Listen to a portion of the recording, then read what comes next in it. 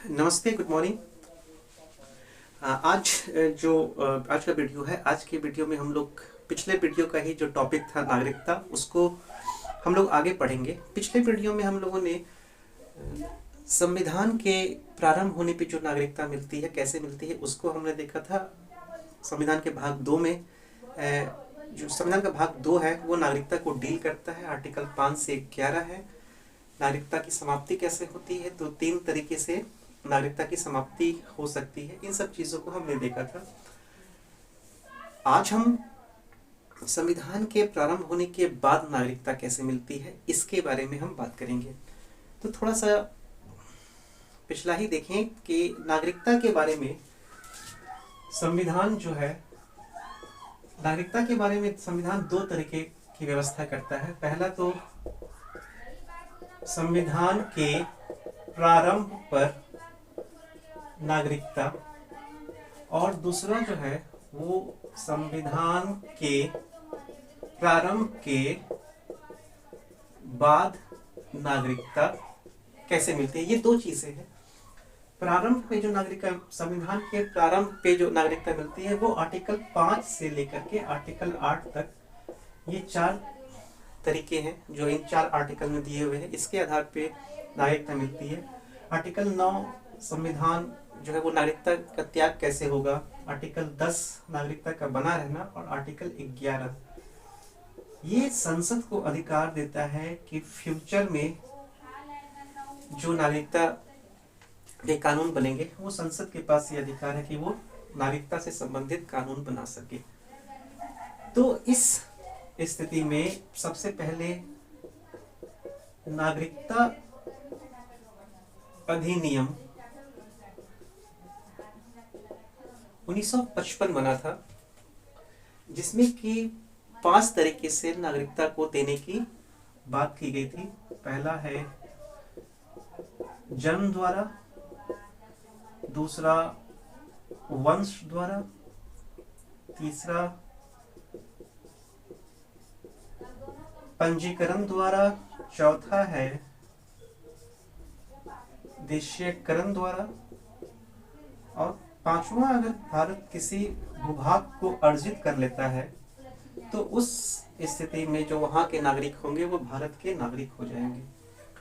तो हम आज इसे पढ़ेंगे, और साथ में जो नागरिकता अधिनियम में संशोधन हुआ है, जो कि 9 बार संशोधन हुआ है। बहुत सारे किताबों में कहीं 5 या कहीं 6 मिल जाएगा, पर एक्चुअल में संशोधन जो है वो 9 बार हुआ है। सबसे पहला जो संशोधन हुआ था वो 1957 में हुआ था, दूसरा 60 में हुआ था, तीसरा 85 में, चौथा 86 में, पांचवा 92 में, 2003, 2005, 2015 और 2019। 1 2 3 4, ये 9 बार संशोधन इसमें हुए हैं। तो हम थोड़ा सा इनको भी देख लेंगे। इसमें कुछ जो आर्टिकल है वो काफी, कुछ संशोधन काफी इम्पोर्टेंट है। अगर हम जन्म के द्वारा नागरिकता की बात करें कि जन्म के आधार पे जो है वो नागरिकता कैसे मिलती है, जन्म के आधार पे नागरिकता की बात करें तो इसमें पहला कंडीशन है कि 26 जनवरी 1950 से लेके 1986 जो संशोधन हुआ था, यहाँ 26 जनवरी 1950 से CAA 1986 के बीच भारत में जन्मा कोई भी व्यक्ति भारत का नागरिक होगा। बच्चा, भारत में जन्मा कोई भी बच्चा भारत का नागरिक होगा। भारत में जन्मा कोई भी बच्चा भारत का नागरिक होगा। उसके माता पिता के सिटीजन से कोई मतलब नहीं है, वो कहीं का भी नागरिक हो। भारत की जमीन पे अगर कोई बच्चा जन्म लिया है तो वो भारत का नागरिक हो गया। 1986 से 2003 2003 में फिर एक संशोधन हुआ था कि भारत में जन्मा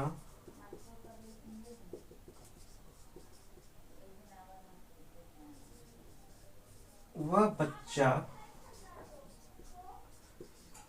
जिसके माता पिता दोनों भारत के नागरिक हों। तो ये 1986 में ये संशोधन हुआ था कि भारत में जन्मा कोई भी बच्चा जिसके माता पिता भारत के नागरिक हो उसे भारत की नागरिकता मिलेगी। 26 जनवरी 1950 से 1986 तक कोई भी बच्चा जो भारत में जन्मा सिटीजन, उनके पेरेंट्स के सिटीजन से कोई मतलब नहीं है। 1986 में ये बन गया कि भारत में जन्मा हुआ बच्चा जिसके माता पिता में से कोई एक जो है भारत के नागरिक हों। फिर 2003 के बाद ये 2003 जो यहाँ संशोधन हुआ था उसमें यह किया गया कि भारत में जो बच्चा जन्मा है उसके माता पिता, यह माता पिता में से कोई एक, माता पिता दोनों भारत के नागरिक हों अथवा एक भारत का नागरिक हो तथा दूसरा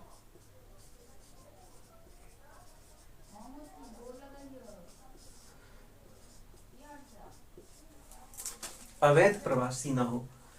तो जन्म से जो नागरिकता की हम बात करेंगे उसमें 3 कंडीशन है। पहला है कि 26 जनवरी 1950 से 1986 तक भारत में जन्मा कोई भी व्यक्ति है, कोई भी बच्चा है, उसको भारत की नागरिकता मिल जाएगी। माता पिता के सिटीजनशिप से कोई मतलब नहीं था। फिर 1986 में जो नागरिकता संशोधन हुआ था, अधिनियम को चेंज किया गया था। ये नागरिकता संशोधन अधिनियम 1986 है। उसमें कहा गया कि भारत में जन्मा हुआ बच्चा जिसके माता पिता में से कोई एक भारत का नागरिक हो। मान लीजिए कि कोई 2 रिफ्यूजी हैं या कोई 2 शरणार्थी हैं आकर के भारत में बसे हुए हैं, उनको अगर बच्चा हो गया तो अगर ये कानून नहीं होता तो उसके जो पहले वाला कानून अगर चलता, जो ये कह रहा है 26 जनवरी 1950 का कंडीशन जो अप्लाई कर रहा है, उस कंडीशन में 2 शरणार्थी के बच्चे या 2 रिफ्यूजी के बच्चे या जो बाहर से आकर के विदेशी रह रहे हैं उनको बच्चा हो गया तो वो उस बच्चे को भारत की नागरिकता मिल जाएगी। और जब भारत की नागरिकता उन्हें मिल जाएगी तो ऑटोमेटिक है कि उनके पेरेंट्स को भी भारत की नागरिकता मिलेगी। तो 1986 में ये चेंज किया गया कि माता पिता में से कोई एक जो है वो भारत का नागरिक होना चाहिए। फिर 2003 में ये कंडीशन अप्लाई किया गया कि या तो माता पिता दोनों भारत के नागरिक हो अथवा अगर कोई एक भारतीय होगा, माता या पिता में से कोई एक भारतीय हो लेकिन दूसरा अवैध प्रवासी ना हो। जो बांग्लादेश से लोग आकर के बस रहे थे, अवैध प्रवासी हो, जो लोग आके बस रहे थे, अवैध प्रवासी जो थे वो अगर आते हैं यहाँ किसी से शादी कर लेते हैं तो ऑटोमेटिक है कि उस अवैध प्रवासी को फिर भारत की नागरिकता देनी पड़ेगी। तो दूसरा जो व्यक्ति हो ये अवैध प्रवासी ना हो। दूसरा है वंश के आधार पे नागरिकता। अगर हम वंश के आधार पे नागरिकता की हम बात करें तो ये कहता था कि 26 जनवरी 1950 से लेकर के 26 जैन 1950 से 1992 तक के बीच, 1992 का जो संशोधन हुआ था वो ये मुख्य रूप से विदेश की जमीन पे जो बच्चे जन्म लेते थे उनसे संबंधित है। इसमें कहा गया कि 26 जनवरी 1995 से 26 जनवरी 1950 से 1992 के बीच विदेश में जन्म लेने वाला बच्चा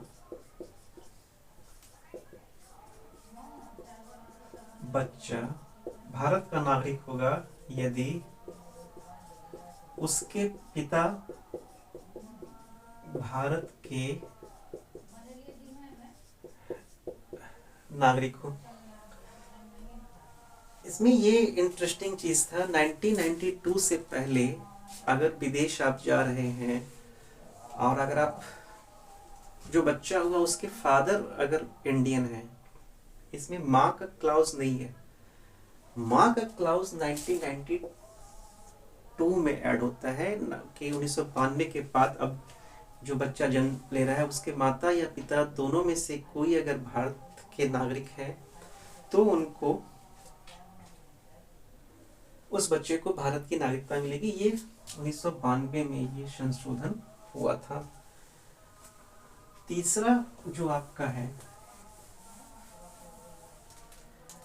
तीसरा कंडीशन है पंजीकरण के द्वारा। तो पंजीकरण के द्वारा जो नागरिकता मिलती है इसमें है कि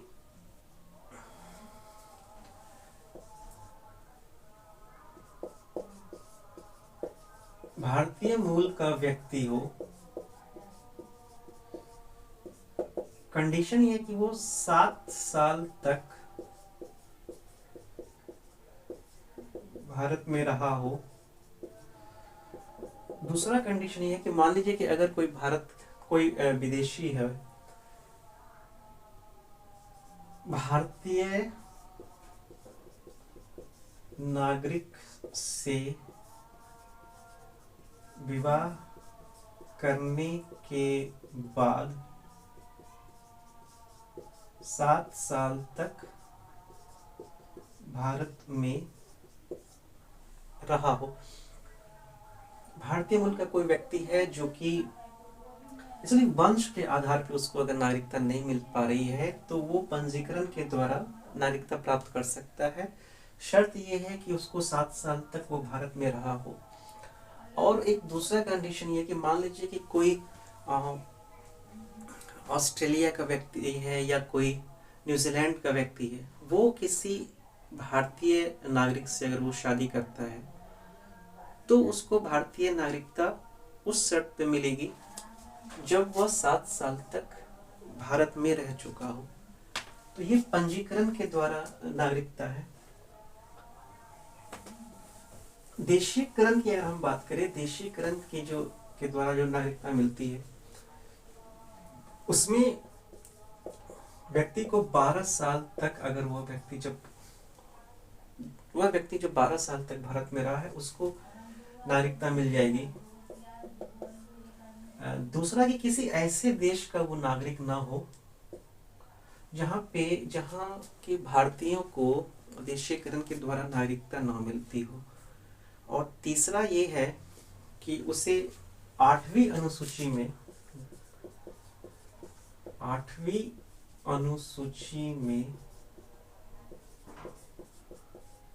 वर्णित किसी एक भाषा का ज्ञान हो। ये कंडीशन है। ये कंडीशन पे सरकार थोड़ी सी छूट दे सकती है यदि वह व्यक्ति विज्ञान, साहित्य, कला, दर्शन, समाज सेवा के क्षेत्र में कोई उत्कृष्ट कार्य किया हो तो उस स्थिति में उस व्यक्ति को छूट मिल सकती है। अन्यथा ये जो कंडीशन है 12 साल तक भारत में रहना, 8वीं अनुसूची में वर्णित भाषा का ज्ञान होना या किसी ऐसे देश का नागरिक न होना जहां पर कि भारतीयों को देशीकरण द्वारा नागरिकता नहीं मिलती है। 5वां आपका आ जाता है अर्जित भूभाग। अगर किसी क्षेत्र का भारत अधिग्रहण कर लेता है तो वहां के लोगों को जो है वो ऑटोमेटिक ही उसको वहां की नागरिकता मिल जाएगी। अब हम आते हैं इस सीएए पे जो इम्पोर्टेंट अमेंडमेंट हुए थे। इसमें कुछ अमेंडमेंट काफी महत्वपूर्ण है, उनको हम देख लेते हैं। जैसे सीएए जो 1957 में हुआ था, इसमें कुछ कंट्रियों को जोड़ा गया था।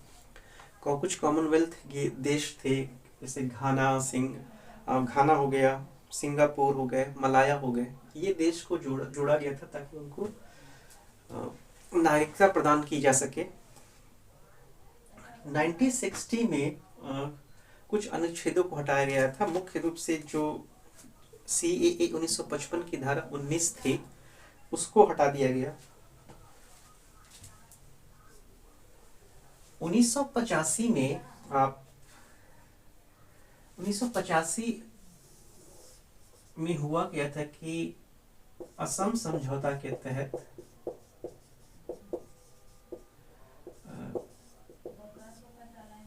1955 में धारा 6A जोड़ा गया था, जिसमें कि कुछ बांग्लादेशी नागरिक थे जिनको प्रतिबंध के आधार पे कुछ प्रतिबंध लगा करके उनको भारत की नागरिकता दी गई थी। असम समझौता के बारे में हम कभी किसी और वीडियो में हम लोग बात कर लेंगे।